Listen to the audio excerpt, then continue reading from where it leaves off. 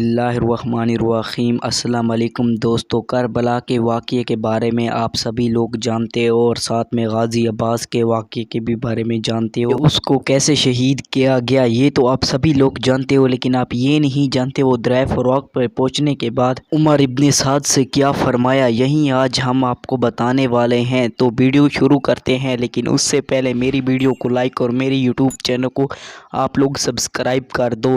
تو میدان کربلا میں بہت ہی زیادہ شدت کی گرمی تھی، سبھی نوجوان شہادت کا جام پا چکے تھے اور سبھی شہید ہو گئے تھے اور خیمے کے اندر بچے پیاسے تھے۔ تو غازی عباس رضی اللہ عنہ سے ان کی پیاس نہیں دیکھی گئی، سبھی پانی پانی کر رہے تھے اور غازی عباس رضی اللہ عنہ میدان میں اتر گئے۔ اے عمر بن سعد اور یزید، تمہیں نہیں پتا کہ امام حسین رضی اللہ عنہ جنت کے سردار ہیں اور جنت میں ہی ہمارے پیارے نبی حضرت محمد صلی اللہ علیہ وآلہ وسلم کیا فرماتے تھے کہ حسین مجھ سے ہے اور میں حسین سے ہوں، کیا تمہیں نہیں پتا؟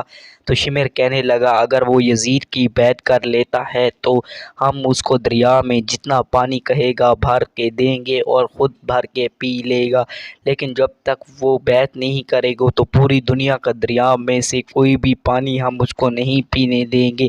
تو یہ غازی عباس رضی اللہ عنہ کو انہوں نے کہا، تو غازی عباس رضی اللہ عنہ نے پھر واپس آ کے خیمے کے اندر امام حسین رضی اللہ عنہ کو بتایا۔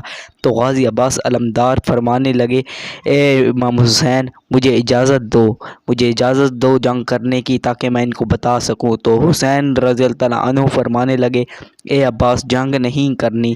تو 120 بار غازی عباس رضی اللہ عنہ جاتے رہے امام حسین سے کہ مجھے جنگ کرنے کی اجازت دو، اور جب آخری بار گئے تو فرمانے لگے، اے امام حسین میرے سردار، آپ مجھے صرف اور صرف پانی بھرنے کی اجازت دے دو۔ تو غازی عباس رضی اللہ عنہ کو اجازت مل گئی اور امام حسین نے فرمایا، اے عباس تو نے تلوار نہیں نکالنی یزید کے خلاف۔ تو اسی وجہ سے غازی عباس رضی اللہ عنہ نے جنگ نہیں کی اور بچوں کو گلے سے لگایا اور ان کو پیار کیا۔ پیار کرنے کے بعد غازی عباس نے مشکیزہ لیا اور گھوڑے پہ سوار ہو گئے۔ تو یزید نے جب گھوڑے پہ دیکھا کہ غازی عباس آ رہا ہے تو عمر ابن سعد کے پاس بھاگتا ہوا گیا ان کی فوج کا ایک سپاہی، اور کہنے لگا، اے ابن سعد اور یزید، غازی عباس آ رہے ہیں۔ تو کانپتا رہا اور ڈر ڈر کے کہتا رہا، تو ان کے منہ سے کھانا جو کھا رہے تھے عمر ابن سعد وہ بھی نکل گیا اور شمر اور عمر ابن سعد کانپنے لگے۔ کانپنے کے بعد وہ کہنے لگے، وہ ہماری طرف عباس تو نہیں آ رہا، ہماری طرف تو نہیں آ رہا، کانپتے رہے اور کہتے رہے اپنے سپاہی سے۔ تو ان کا سپاہی کہنے لگا، نہیں نہیں دریا کی طرف جا رہا ہے۔ تو یزید کہنے لگا وہ پانی بھر لے گا اور ہم سے جنگ جیت جائے گا، تو کیا کرے اب؟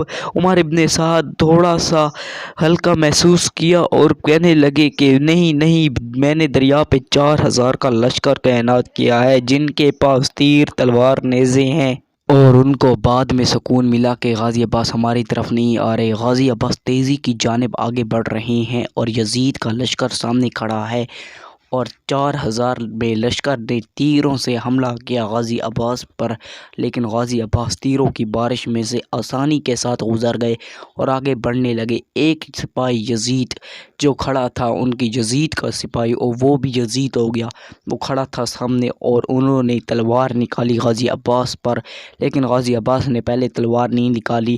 غازی عباس پر انہوں نے جیسے تلوار نکالی، غازی عباس نے ان کو وہیں پہ ڈھیر کر دیا، دھول چٹا دی، ایک ہی وار میں غازی عباس نے اس کو ڈھیر کر دیا اور دریا کی جانب بڑھے۔ تو لشکر ایسے بھاگ رہا تھا جیسے شیر کو دیکھ کے بکریاں بھاگ رہی ہوں، اور اسی طریقے سے انہوں نے 4000 کے لشکر کو بیچ میں سے چیر دیا اور صفیں درہم بھرم کر دی۔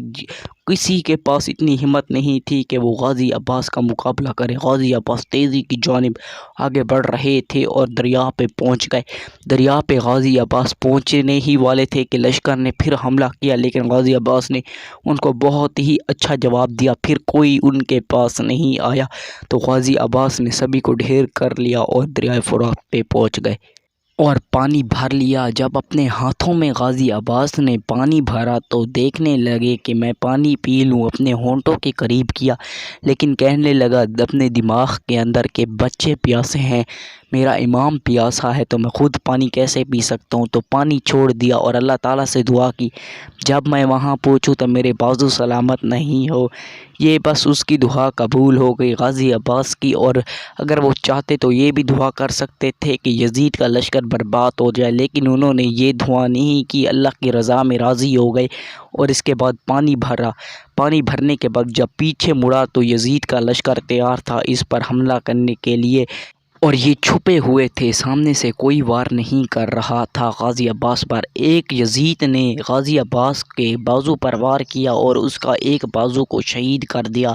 شہید کرنے کے بعد پھر غازی عباس نے اپنے دوسرے بازو میں تلوار تھامی اور مشق کو اپنے دانتوں میں لے کے پھر حملہ کر دیا غازی عباس پہ۔ پھر کسی نے حملہ کیا پیچھے سے، اس کا دوسرا بازو بھی شہید کر دیا گیا، لیکن غازی عباس کے جب بازو شہید ہوتے رہے تو غازی عباس بالکل بھی نہیں روئے تھے، بالکل بھی جتنا بھی درد ہوا نہیں روئے تھے، کیونکہ وہ اللہ کے شیر تھے اور اللہ کے شیر کے بیٹے یعنی شیر کے بیٹے شیر تھے، اور غازی عباس کے دونوں بازو شہید کر دیے، لیکن غازی عباس نے آہ تک نہیں کی۔ جب غازی عباس کے مشق کے اندر تیر لگا تو غازی عباس چیخ کے روئے اور کہنے لگے، یزید پانی میں اپنے بچوں کے لیے لے جا رہا تھا۔ تو اسی طریقے سے غازی عباس رضی اللہ تعالیٰ عنہ کی شہادت ہو گئی، اور بعد میں غازی عباس پر تیروں کی بارش کی گئی اور غازی عباس میدان کربلا میں شہید ہوئے۔ اگر اس کو جنگ کی اجازت مل جاتی تو وہ سبھی پہ بھاری پڑتے اور لشکر کو چیر دیتے۔ تو یہ تھی غازی عباس کی شہادت کربلا، یہ تھی۔ تو کس ٹاپک پہ ویڈیو چاہیے کمنٹ کرنا۔ اللہ حافظ۔